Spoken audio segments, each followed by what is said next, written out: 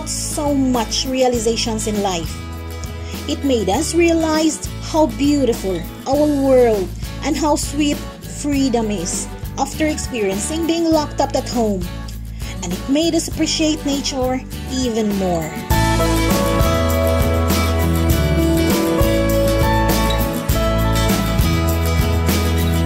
So, when the local tourism opened its doors, people are itching to pack their bags and travel to any destinations outside their homes, including us.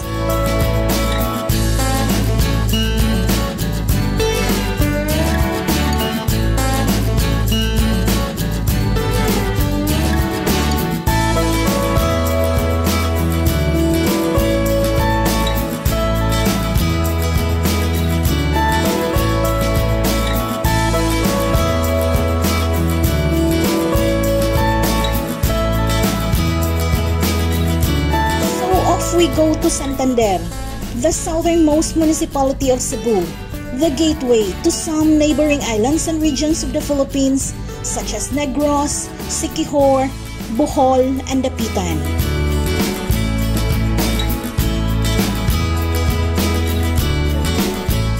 The place was originally called Tanyong, but as the Spaniards came, it was renamed Santander, after a city in the northern Atlantic coast of Spain. Its popularity as a tourist destination has increased, as it also serves as a hub to some world-class renowned dive spots like Apo Island, Balikasag Island, Pescador Island, Sumilon, and Siquijor.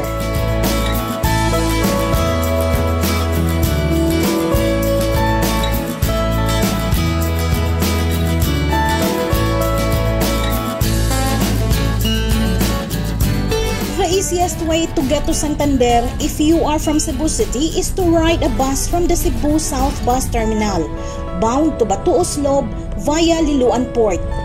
There are several buses and vans for hire that travel to and from Santander at 20 minutes interval. There are 3 major bus transport services to choose from: Series Lines or the Big Yellow Bus, the Sugbo Transit, and Sunrays Bus Liner. Bus fare is less than 300 pesos depending on the type of bus you will ride, whether aircon or non-aircon. Travel time is around 3 to 4 hours from Cebu South Bus Terminal.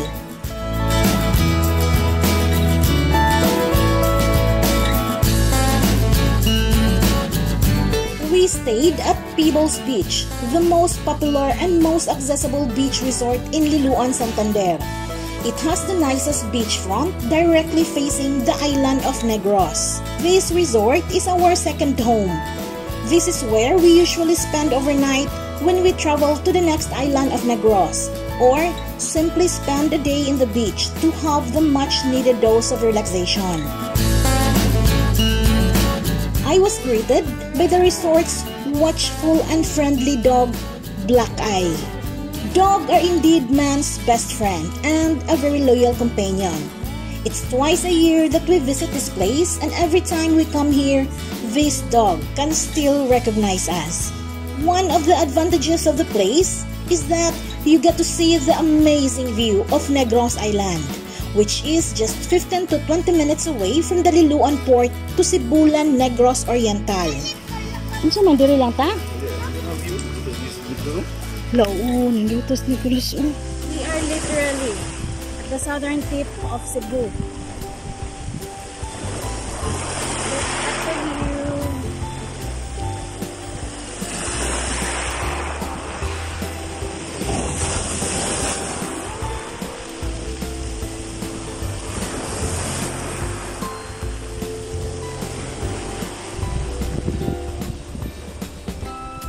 Since Santander is just located right at the stretch of Tanyon Strait, it is a perfect destination for divers who want to explore the rich marine ecosystem beneath the waters of Cebu and Negros.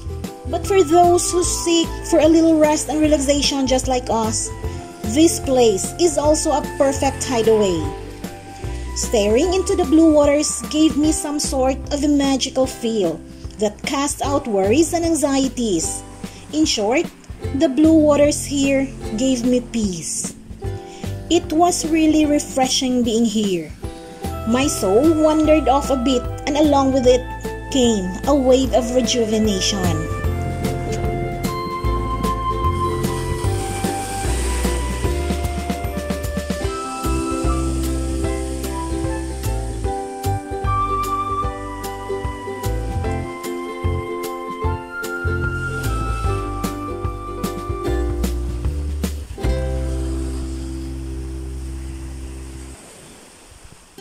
These waters here are teeming with marine biodiversity that promised abundant supply of fishes as fishermen are plying the seas all day and all night.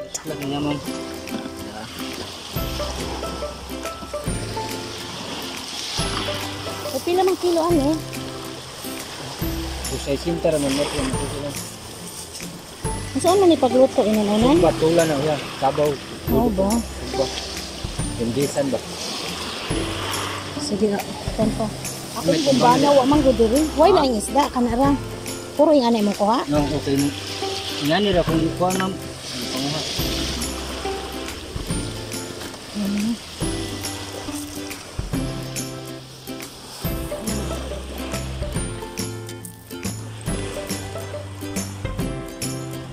Wala din kay kitong? Ha? Wala kay kitong? Wala ma'am. Wala ko mang nitong. Wala kay ko nga dihe. Aw. Aw ka to. Gusto man to, bagras. Aw sana. Ha? Ilak. Ilak mo. Pila man eh. Ha? Pila? Pila hoy. 350 kaning usa. Kamahal.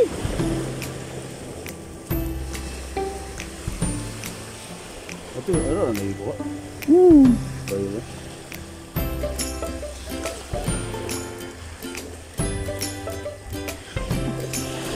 Di day timbang-timbangon. Di day ni timbangon. Kaysa mananghid ta sa financer. Len. Atos papa. Atos papa. Oh. Saan isda ah? Ay, tagpila mang kilo ani. Apa! Pila ko ng kilo. Lyle. Rainbow fish. Hello. May lang so. Inunan. Inunan siya. Nice time. Kana lang ko ano? Pili lang ma'am. Tagpila mang kilo. Pakyawa lang ay lag ko ano? Ay lag. Diba ka rin kani ah. Kani. Kani ano? Kani sawol katambak mo. Timbung. Okay, apay ko. Sudan pa na ako. Oh, sudan pa ninyo ay langot na oy. Tara ka na. Those words uttered by the fisherman's daughter struck me really hard. It really hit me deep within my core. She was so worried that I will buy the entire catch and leave them with nothing to eat. Fishing is a way of life to those who are living in the coastal areas, which means that there will always be food on the table for the family to sustain. But sadly, this fisherman's family can't even afford to eat their catch, but instead sell them to bring more food on the table. So what's left to fend for their family are just small and tiny fishes. I felt a short wave of guilt washed over me, thinking about the sad plight of the fisherman's children. But I eased my mind by thinking that more food will be on their table in exchange for those sale of fishes.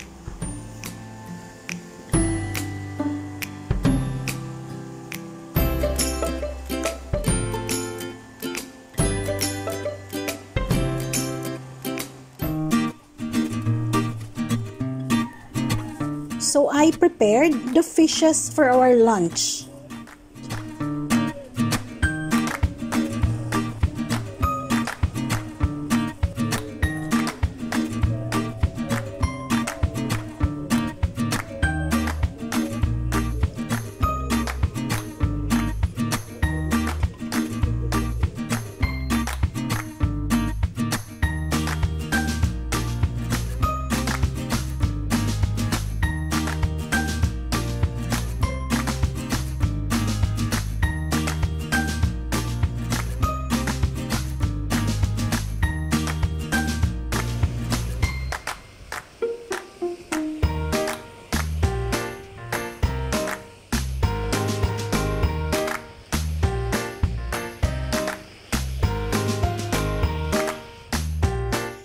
This is actually our firstborn's 24th birthday celebration that we have celebrated away from home.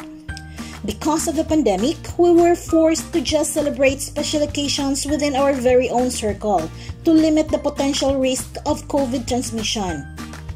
Much as we want to have other members of our family with us, but we can't risk the health of other family members just for one occasion. Sinog ba? Kinilaw. Gagay buns ang fish list. Gagay buns.